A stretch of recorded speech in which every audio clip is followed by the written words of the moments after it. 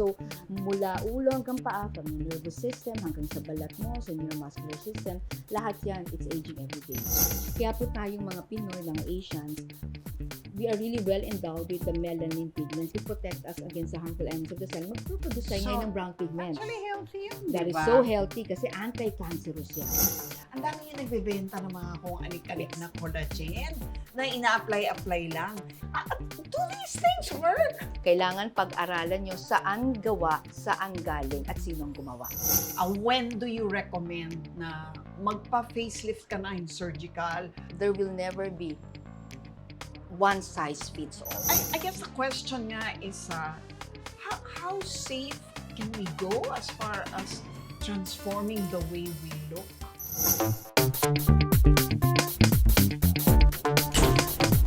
Hello everyone and welcome to Usapang Real with Luchi. I'm Luchi Cruz Valdez. Buwan ngayon ng Mayo, and we all know during the month of May we celebrate Mother's Day. You know, she may not say it, but one of the great ways to have some me time is through a visit with a derma. Okay, hindi lang din to pampa-beauty ha, pampa-feel good din ito. So, from one mother to another, subukan nyo. Go! Have a happy Mother's Day. Ito, Usapang Real, my dermatologist, no other than my guest today, Dr. Gisela Sarmiento. Wow! Hello, Hi, Doc. Ma! Hello, Nako, hello. eto, It's paki-explain an daw, honor. ano bang ginawa mo sa mukha ko? Facelift surgery mo raw ba ako? Yes. Actually, eto ang maganda kay Doc, hindi siya invasive. Walang ginawang, True. ano dyan, incision. Literally. Yes. We never did any transformation. If you'll see Ma'am Luchi in person, we call it the transition. So it's a transition Incision? from- Ano yun? from that particular, kasi 7th decade of age, ayan, I'm revealing Usapang Real, di po ba? So, 7th decade of age, and we want 60-something yun, So hindi yun that's 70-something. that means kasi decade nga. So, yan po yun, Ma'am. We wanted something na you will still see at tatandaan niyo pa rin si Ma'am Luchi na mukha lang siyang dapat na 3rd or 4th decade. So is it really possible to turn back the hands of time? Yes, Ma'am. Actually, sa larangan ng siyensya ngayon, the science that is deep dive on the strength of bioregenerative aesthetics. The science right now is custom made to fill in the gaps of the aging process inside the human cell. Kasi syempre, every day po, ang katawan natin, so ang basic unit of life is cell. So, mula ulo hanggang paa, from your nervous system hanggang sa balat mo, sa neuromuscular system, lahat yan, it's aging every day. So in short, hindi naman pwedeng ang inaayos mo lang yung skin mo, Panlabas, no? yes. Kailangan it's a synergistic action of your aesthetics, dermatology, dermatological surgery, at yung tinatawag nating pro-aging, age management, and well-aging. Kaya para magkaroon ng longevity sa bawat cell. Kasi nga, we are really turning into that particular age every day. Hindi ganun ka-healthy ang cells sa ilalim. Ngayon, kahit anong gawin yung pong pagpapaganda in front, sa labas, kung hindi healthy from deep within, nakikita, nagiging panandali ang aliw lang yan. So what we wanted is something that is robust in the nature of cellular repair and regeneration. So when you're in your 50s or your 60s, Yes. no, ang number one problem talaga wrinkles, Yes, no? yes. So, kunyari sa wrinkles, ang dati naman na meron ng mga ina-apply, di ba, Yes. ng mga gamot-gamot, mga retinol, alam ko ganun. Tsaka, ano nga yung uso ngayon bukod sa retinol, Doc? Napakarami po. There is Ha? hyaluronic acid. Yan, yung hyaluronic your acid. HA, yes. Lahat yan, halimbawa, yung mga ina-apply na topical kung tawagin, I mean, how much can that really do? And how far can they go in terms of turning back the time to use your... So para masagot ko po ng mas deep yan with a scientific evidence base, so we call this like a chunk of meat when you buy for an adobo. Ito po yung 3 layers Teka, ng nawawala balat. naman ako ng gana sa adobo. Favorite ko pa naman yun. Lechon. Okay. So 3 layers po ng balat. So we call this the epidermis, which is the outermost layer. Yes. Then meron din tayong dermis, which is the second most thickest and most top na layer. Ayan So po this yan. is the Epidermis. Then meron tayong dermis na second Ay, layer. itong buong to. Yung buong yan, yung Okay. matabang yan. At Ito meron din yung po mga tayong balahibo. Yes, yung mga balahibo. Yan na po yung mga hair. Then ito Yeah. po yung subcutaneous. Ang Alright. epidermis mo may 5 layers pa yan. Sub-layers yan. So, may tinatawag tayong stratum. Yung stratum natin, sheds off on a daily basis to reveal the fresher layer. Narinig ko okay. kanina, sinabi nyo yung retinol. From which kasi gusto nun magpaputi, mag-microexfoliate. Meaning, pag nag-exfoliate tayo, yung first layer ng skin natin, that sheds off on a daily basis to reveal the fresher layer sa ilalim. Mm-mm. Now, there is a fifth layer in that. Kung nakikita niyo po itong spikes ng ito, produces what we call the brown pigments ng melanin. Kaya po tayong mga Pinoy, mga Asians, we are really well endowed with the melanin pigments. Kaya mga color brown tayo. Compared to the Caucasians, Europeans na Americans, kahit anong sun exposure nila, hindi sila umiitim. Tayo po, the moment we are exposed to the sun, that is senyales yan to protect us against the harmful elements of the sun. Magproproduce tayo ngayon ng brown pigments. Actually healthy yun, That is diba? so healthy kasi anti-cancerous yan. So Right. it protects us from the harmful elements of the UV rays. Kasi nga Okay. po, pag nakapasok yan, magproproduce ngayon ng maraming brown pigments and that becomes now your hyperpigmentations. O kaya in the long run, pag nag 4th, 5th, 6th, 7th decade of life, yan yung nagiging melasma. Yung nakikita mo mga pekas. Namumula, tapos nagiging Tapos maitim, parang nagiging pekas na. umiitim. Yes. So ano yan, over time talagang Over time, as we, magba-brown. as we age, lalo po, So yung melanin hindi na nagwo-work to protect so, the the melanin is a protection. That means pag nag-produce ka ng melanin pigments, that means you are well protected. Okay, pag Yan, so pag opo. nagpipiling, Yes. 'di ba 'yun ang gusto nila, Opo. nagpipiling. So mawawala yung brown. Yes. Pero hindi ba tinatanggalan din natin ng protection? Yes, actually, If we it's do that. superficial if you're gonna do lang sa taas. Kasi ang brown na yan, yung melanin pigments na yan, it goes so deep hanggang sa dermis, sa second layer ng skin. Umaabot pa nga yan sa fatty layer. Eh. Ah, really? So, when you peel, you go back to your question sa peeling na yan, pag kailangan talaga, mayroon tayong micro or macro exfoliation. Pag nag-peel yan, syempre, naked na ang balat mo. When the sun hits you, syempre. is hitting your Oo. skin again, syempre, magko-compensate ka naman, mag-produce ka na naman ng melanin. So, Correct. lalong umiitim. Kaya kailangan talaga, you have professional help by your dermatologist or your dermasurgeon or your aesthetic skin health physician para matulungan ka na maging safe ang iyong pagpantay ng balat. Hindi Okay. lang po basta tira ng tira. What Yun po. does that do to So- aging? So, And how do you reverse that? So what happens is that when you have that surmountable amount of black pigments or brown pigments or melanin, so aesthetically speaking, as I was saying kanina, hindi siya magandang tignan. Puro na lang patsi-patsi na black sa mukha. So that is actually what we call photoaging. So when we talk of photoaging, that's the exposure from the sun. And I tell you, it's not just the sun elements, ha. Pati itong mga Kasama ilaw na yung to Blu-ray technology, blue light from all your sa gadgets. computer. Kasama, yes, tablets, laptop, computer, lahat po yan. Kasama na rin yung pagluluto nyo. Eh, Pati po kasama na rin yung galing po sa mga kaldero nyo, the yung heat, reflection. everything. So, Oo. isa pa, pag lumabas kayo, sabi niya, hindi naman ako na-expose sa sun. Pero yung heat from the floor, from the sand, yung singaw from the sand, napakalakas din po dahil mag-magnify. So, all of those are multifactorial mechanism to produce that melanin I see. or hyperpigmentation. But what is so important is that and the entirety of your dermis is held together by a very top protein we call collagen. Yung collagen na po, yan na po ngayon, matutugon na natin yung tanong niyo about wrinkles. Ang collagen is the toughest protein. At gumagalaw yan, sumusunod sa galaw. Flexi, ha? Flexing, kasi may elastin naman siya sa ilalim. So, yung collagen mo yan are now housed sa in between yan, actually from epidermis to dermis hanggang baba, what we call the molecular units of the hyaluronic acid. Saka para siyang glue Opo. that keeps Opo. all of these together. So yung ano nyo po, yung collagen nyo ang nag-glue. Ngayon po, ang collagen nyo housing all the moisture we call HA or hyaluronic acid na napakasikat. Para hindi tumanda, kailangan ang collagen mo laging bata, laging tough, laging robust. Kasi po, pag pala siya sikat yung collagen. pag siya na yan. nag-dehydrate, pag siya gumalaw, pag siya na-dehydrate, and what happens is that it breaks, that is now ang senyales ng wrinkles. So, ito ang tanong ko. So, collagen seems So when to it breaks, it becomes your wrinkles. Okay, so, and it seems to be one of the most decisive factors in aging, no? And so, ang dami ngayon nagbebenta ng mga kung anik-anik Yes. na collagen na ina-apply-apply lang. If it's in the dermis, which is underneath the epidermis, nagwo-work ba yung mga topical lang na collagen? Or yung iba, iniinom di ba? Parang may oral.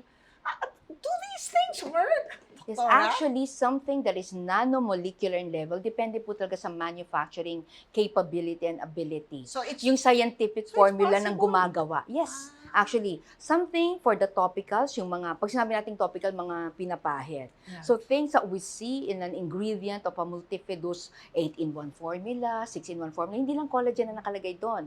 May kasamang moisture, hyaluronic acid, vitamin C, and the list goes on. So kailangan mo talagang tugunan. So that's a fact. Kailangan po mapili sa manufacturer. So, kailangan po kailangan pag-aralan nyo saan gawa, saan galing, at sinong gumawa. Well, derma Say- lang talaga makaka-prescribe nun. No? Hindi Kailangan naman tayo po pwede yan. mag-self-prescribe dyan. So Napakahalaga it's very po. dangerous Yes. then to just... And moreover, the oral now is the one that will do the synergy. Something that you put from the outside is temporary and superficial. Siyempre, But pinahid lang yan. Yes po, and you needed something that will now take care the saturation effect on the innermost layer. When do you recommend na magpa-facelift ka na in surgical or makukuha yan sa mga gamot-gamot, topical? I so love that question all the time. Every time my patient would ask me that. Kasi ang answer lang lagi nating ng mga doktor is that there will never be one size fits all. Dapat hindi ganun eh. Lagi pong we consider the factors of the patient as individualized, case-to-case basis yan. Kasi depende yan sa unang-una sa genes ng pasyente. Paano kung yung pasyente pa napakaganda talaga ng genes? Namana niya sa paternal side niya, na lifted ng balat niya, makinis. I mean, we say na talagang alagang-alaga din. That's second thing. And then, environmentally speaking, hindi naman siya laging exposed sa harmful elements of the sun kasi ang activities of daily living niya laging indoor. Thirdly, napakaalaga sa sarili niya. So, you can only say that particular factor when you individualize the case of your patient. Alright. Okay, maganda Napakaganda. pag-usapan yan yung Opo. mga Hollywood actors na Opo. nakikita natin. Opo. Yung parang yung tinatawag nilang may mga botched jobs, Yes. 'di ba? Parang how do you I don't know, paano ba naiiwasan 'yun? Or kanino bang fault 'yun? Sa patient ba 'yun o sa mga doktor 'yun na pinabayaan silang Yan pong pinakagusto kong narinig na term, kanino bang fault yun? Ito po sa mundo natin ngayon ng aesthetics, anti-aging, kasi talagang they work hand in hand with dermatological surgery. So meaning is that, lahat po ng ginagawa natin ngayon is that kailangan niya, it's an entire collaboration ng pangangailangan ng pasyente. We need to take care of what the patient's needs, tsaka anong itsura niya dapat. And that's the reason we always ask, tinitingnan namin, ano yung itsura ng pasyente nung kabataan nila. So, makagandahan po nun is that we wanted them to still stay that look, that frame, but then again, we wanted to do the lifting. We take care of the upper face, the mid face, and the lower face. Anong lift ba? Hanggang saan lang natin kailangan yan? Kailangan may mga tinatawag tayong OG curve na pina-follow natin na talagang, yes, there will be a V-shaping, and yet, hindi dapat mawawala na overfilled ng itsura nila. Kasi, sa aesthetics po, we have what we call the aesthetic syndrome. Kaya doon ngayon nagkakaroon ng fault na, where the fault lies. What's the aesthetics? That's the thin line from which we, as the physician or the practitioner, give the right amount, the surmountable amount of treatment to our patients. Surmountable. Kasi po, minsan right amount lang kaya lang, sometimes the patient wants more. Exage Kaya na. po, kaya that's the reason why nagkakaroon ng surmountable. Meaning, hanggang dyan, napakaganda ng balat, napakaganda ng lift. But the problem is the patient already developed something na mas gusto ko pa. I want to go beyond. Dok, na na-addict daw Yes, yung iba? it's very addictive. Sa mga kung ano nung procedures na yung parang ang ganda na Yes. Tapos gusto pa ulit. Yes, and that is what I coined that term back in 2012 and I call it the aesthetic syndrome. So once I see a patient na asking for more, na wala na silang pleasure, satisfaction, then we tell them it's time to stop. Because as we see you, we take your photos and so forth, then we just see that it's the usual, it's still your young looking skin, skin, Right. napakaganda. Kailangan kung ang edad mo, 40s, 50s, 60s, kailangan may konting wrinkles pa rin yan. Okay, yes, Yan po. okay. Pero ngayon, kasi nakikita natin sa ating mga K-drama stars at sa ating mga Hollywood stars, di ba? Yung nakita natin yung transformation talaga, Doc, eh. Yung tipong mula sa matang ganito, naging wow, naging Yes. ganyan, pati kulay ng mata, nababago, shape, pati yun ng muscular, no, Nag-iiba. features Yeah ng po. mukha. Parang yun na, parang halos lahat sila V-shape na when alam naman natin from former pictures na hindi naman sila ganun. Yes. I mean, I guess the question nga is, how safe can we go as far as transforming the way we look? At bago po tayo magpatuloy, huwag po kalimutang mag-subscribe, like, at magkomento. And please, stay till the end. So we call that actually po the era of the treatments. Every week there's something new kasi on our field, in our field. So sa field namin na napaka-bago every week, then we tell them to the patient, ito yung bago, gusto ng pasyente. Then next week may bago na naman. And then for the next 6 months, ito yung in na look. Pagkatapos na naman ito, hindi na naman. Iba na naman. So how safe Anong it advice is. mo dun? And that's the thing. The best advice is to really keep on the realm of the look, the original look of the patient. Okay. Hindi mo iibahin, walang transformation unless the ganun. patient would really want to have a total transformation. Pag sinabi niya, ayoko makilala ako ng ibang tao, gusto ko yung ibang-iba na. Anong ginagawa mo? Then you let them really realize that in the public eye, people will talk about how you look before, how you look during transition, or how you look during the treatment period, and how you will look now, and how you will look in the future, and how you will look further if you want more. Oo. So are you ready to face that? Yan ang kailangan doon. Oo. And as a doctor, do you have that conscience na gawin yan sa pasyente mo? Tama. Because you are with your patients in this journey as a practitioner that will never do coercion. Okay, well, let's Opo. start with the machines. Do they really work, Doc? Kasi Very meron nice. akong mga alam na doctors na sinasabi na wala yan. Temporary lang yung mga machines na yan. Ano ba naman ang gagawin yan? For me, as a practitioner for more than 15 years, energy-based devices, yung mga high-intensity focus ultrasound, radio frequency, yung mga terms na yan, talaga pong may katotohanan ang result, Meron naman talaga. ang ginagawa niyan sa cells at ang resulta niyan. Okay. Nasa tamang paggamit at nasa tamang pagpoposisyon po kung kailan siya gagamitin. Pero how do you know that the effect won't be bad? So there's more than 100 machines out there globally.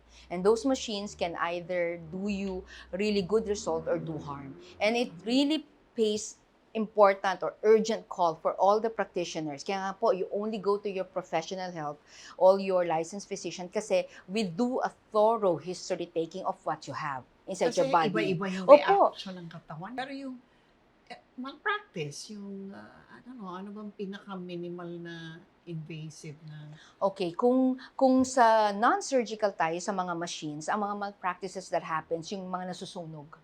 Yeah. Bawa yes, nasunog that's yung right. katawan sa Kasi machine.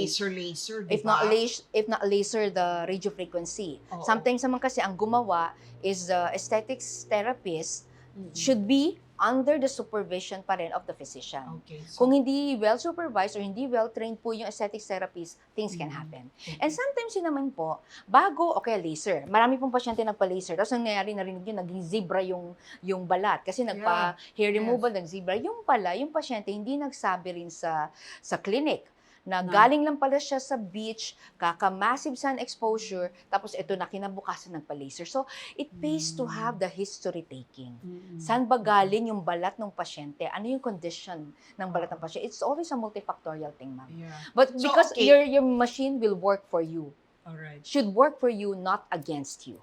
Yeah. Yes. So, balik tayo sa anti-aging. Doktora, what can you really do with a 60-plus-year-old face na hindi nag-exage, meaning you don't go over what you call insurmountable Or aesthetic syndrome. Yes. Yes. A usual 60-year-old, we always start, either a male or female, we always start with a very clean skin. Kailangan malinis lang ang balat. Kaya lagi tayong sasabi, we do an anti-aging facial, a thorough facial, with a photodynamic therapy. Kumbaga, ang ibig sabihin nun, we decrease po yung inflammation ng balat ng pasyente. Pag malinis ng balat ng pasyente, then we can now go straight to properly po igniting. Para na siyang kotse, the contractile mechanism of the skin outside and the deeper layer. Kaya nga po ako ay isang energy-based device, machine doctor talaga kasi napakahalaga po na inumpisahan natin parang may starter sa balat. When a machine like a very good RF touches the skin, you now ignite the initial factors po, yung contractile mechanism ng collagen. Pag na-heated up nyo kasi yung pinaka-third layer ng balat, which is the fatty layer, it will now produce a lot from the muscle, from the heat, the heat will go to the muscle will contract, magproproduce siya ng mas maraming heat. Kaya po nagkakaroon ng leaner area. Kaya nagkakaroon ng mas magandang maimpis na hindi po siya mukhang inflamed na balat. So that's Saka hindi nagsag. Hindi nagsag. So that will be your first step. So naglinis ka ng muka, nag-machine ka. Kung maraming fats din yan, pwede ka rin mag-fat blast with your machine. And now you can go for the minimal invasive. Dito na papasok ang regenerative aesthetics at bioregenerative aesthetics. Mag-i-inject ka na ba? Napakadami po ngayon. Alam ko magiging marami kayong tanong, ma'am.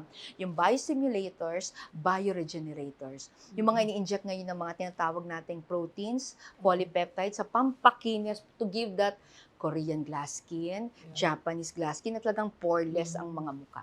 Pero yung mga filler, yan din ang madalas pag-uusapan. Opo. Botox. Yes po. Yan Yan na po yung time immemorial na 30, 40 years technology na dermal fillers. Kasi ang dermal fillers is actually, it's like a natural compound of your hyaluronic acid. And we are born with hyaluronic acid. Your hyaluronic acid, as I said a while ago, from the epidermis, dermis, and subcutaneous. Lalo pag maraming fats nyo, kumbaga, meron ka pang cushion when you were young. But when you enter your 5th, 6th, 7th decade of life, yung dati yung convex na muka, nagko-concave. So yung dati niyo pong convex, nagko-concave, okay, yung dati yung deflated, kumbaga yung dati yung inflated, nagde-deflate. So kailangan natin ngayon maglagay sa ilalim, kasi flat na siya. Maglalagay tayo sa ilalim, that is what we call dermal fillers. It's minimal invasive para magkaroon ulit ng volume sa taas to cushion everything on top. So, that is what we call the dermal fillers, which is very, very natural. Kailangan lang po talaga. Pero depende yata yun sa application. Application at sa gumagawa. dyan maraming botched. Opo. Sobrahan yata ng filler to. Opo. Yeah, Doon po natatakot ng mga tao talaga na we call it the overfilled syndrome naman. Yan, ang dami niyan. Opo. Tsaka yung over-botox din. Opo. The botulinum toxin naman po is a mechanism of paralysis temporarily, panandalian sa muscle. Pag hindi mo kasi ginalaw yung muscle sa ilalim, hindi gagalaw yung dermis sa taas. So wala kang contractile ng collagen, paralisado siya. Kaya wala kang wrinkles. Temporarily. Yan po yung action ng botulinum toxin. Wala ka ng wrinkles, pero wala ka ng expression. So, kailangan po, very natural. Tama po kayo. Opo. So, kailangan po hindi siya frozen look. Kasi yung sinasabi na walang reaction, frozen look ang tawag dyan. So, anong sinasabi mo dun sa mga, syempre, and ang dami rin nun yung mga wanting to grow old naturally. Parang, Very why nice. do you have to even fight aging? There's something to growing old graciously. Yes. You know, I'm also all for that, no? Yes. But of course, the pressure of being on TV, which I was for a long time, and really also wanting to see yourself not age too fast. Yes. Diba? Opo. Where do you draw that balance? And what do you say to your patients pag, yun na nga, medyo umo-over na yung expectation? I love patients who really wants to be all natural pa din. We call that pro-aging. And then we give them the natural way to age gracefully. Because when you do pro-aging, nakasupport ka lang habang dumadagdag ang kanyang edad every year. So these are all the natural remedies. Okay. Yung po, yung pro-aging, which is graceful aging, sinabi niyo po yan. Now, where we draw the line for that, para po ang mga iba na talagang gusto pa rin nila na natural looking ba, we ask them, because you're gracefully aging, would you like to look naturally or would you like, that is the transition, old or naturally young, graceful? Siguro ang real test nga is, parang may nagbago sa'yo, pero hindi ko alam kung ano. I think, Yes, no? yes. Tsaka parang, oy, gumanda ka, pero hindi ko alam kung Mas I maganda think yan yung that's the- second line yung ma'am. Kasi yung sinasabing ganyan ng mga pasyente, uy, kumanda pa, hindi ko alam. Yan na po yung minimally invasive. Yan na Oo. yung all natural. Yan na rin yung minimally invasive. So talagang, ano lang po, sumasayaw, sumusunod ka sa galaw ng iyong pro-aging process. Yun po ang kagandahan nun. So ngayon, are there more and more people coming to you, to help themselves look better? Nakita mo ba yung epekto ng social media sa demand for more dermatological and anti-aging treatments? Napakalakas, ma'am. Ang practice nga ng anti-aging at aesthetics is really dictated by social media. A lot of patients will come to you and sometimes will open their cell phone and say, anong ginawa kay Doc? Itong gusto ko. Bakit ganito? Bakit tumaas ang ilong niya? Bakit ganito? Ba't ganyan, ganyan, ganyan? Okay. Lahat ng tanong every week. Tuwing punta sa iyo or every month, yan po ang tanong. Doktora, ito yung bago kay meron ka rin ba ganito? So sinasakyan nyo yan? So that's the thing. Social media dictates a lot, and that's the reason why, as a physician who has a strong foothold, or any practitioner should have a strong foothold on this field. Kasi nga po, ngayon sa social media, puro talaga pampabata, pampaganda. Kaya kailangan po laging Foothold abreast. meaning? Abreast on the technology. Parang And you know what you're up-to-date doing. dapat, Opo. up-to-date. Kasi sometimes, mama, kayang gawin ng isang clinic, ikaw hindi ka pa gumagawa nun. Siyempre, kakabahan ka yung pasyente mo. Bakit hindi pala, ba't hindi ito? Paano mo sinasabi na tama na yan? So we tell It's them enough. po na sayang. Gagawin natin ngayon, babalik siya after 3 days, kailangan 1 week pa or 2 weeks, nagkakaroon na po ng canceling effect. So you are, So ginagawa nyo pa rin dahil we don't gusto do na niya? po. On my practice, as a judicious and conscientious aesthetics and longevity anti-aging doctor, we tell the truth to our patient. We don't want anything that is, we want it to saturate, but we don't want to cancel the effect. Everything should work harmoniously and synergistically. From day one, I try to discipline my patients at once. Yun po. Nasa pag-uusap during the consultation, disciplining your patient, telling them the procedure, the whole picture, and then we decide together. Pagkatapos niyan, as the weeks and months passes by, pag nakikita mong nag-iiba na, nagpo-fall na into a different side, then you really have a strong foothold to say again now, this time, hindi na po bagay sa inyo. Baka po mag-iba na yung itsura nyo. Baka po mag-canceling effect na. So as a physician po, it's not all about getting the payment and so forth. Kailangan po talaga, you have to educate really well your patients. Okay. Yeah, marami ka na rin bang male patients, di ba?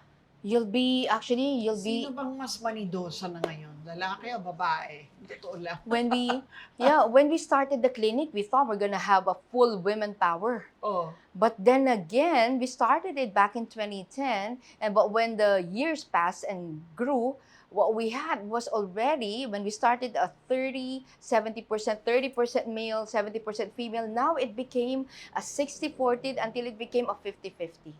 So many male patients are coming in, young ones for acne, those on 20s, 30s, and 40s just to clean their face and have that left because nga social media dictates it. But yung 50s, 60s, 70s sa mga lalaki, mga male patient kasi they're executive and they have to look their best in front of their So, marami clients. na rin. Male patients are actually more patient than female patients. Talaga? Yes, What do you yes. mean? How do you... So, when you tell your male patients na, sir, ito po yung bagay sa inyo, ito po yung mangyayari, this is our procedure, this is how we're going to go, this is the chronological order of your treatment, then they accept it.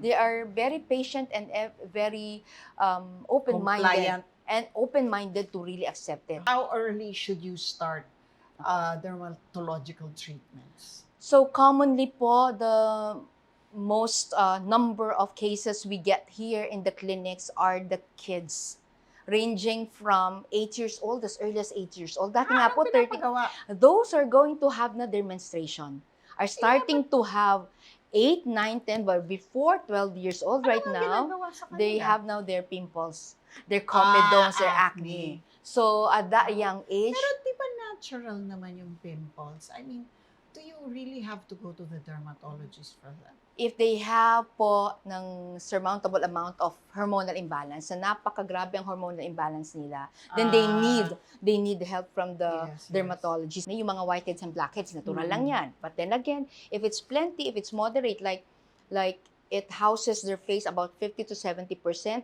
that's already an alarm. To Masyado really, na marami yes, to yun. really go to a dermatologist. Ang hindi pa kasi natin gusto sa mga teenagers, they do their own pricking. So once they do their Yes, pricking, what happens is that they destroy the architecture of the Oo. collagen. Kaya doon po lumalabas ngayon ang So, mga moon wag craters. Ang gross, pero Opo. huwag magtiwis. Tapos ang hindi pa maganda, Ma'am Luchi, pag tumanda na sila, 20s, 30s, butas-butas yung mukha, moon craters, mas mahal ngayon ang magpa-derma doon. Ayun. Kasi you're gonna do now scar resurfacing. Kaya nga ano lang po lahat yan eh. One step begets another step, another step. Kaya po prevention is better than cure. Ayun. Apo. You really need As in all health issues, Opo. prevention is better. superficial. If you like what you just saw, don't forget to subscribe, like, and share. Thank you.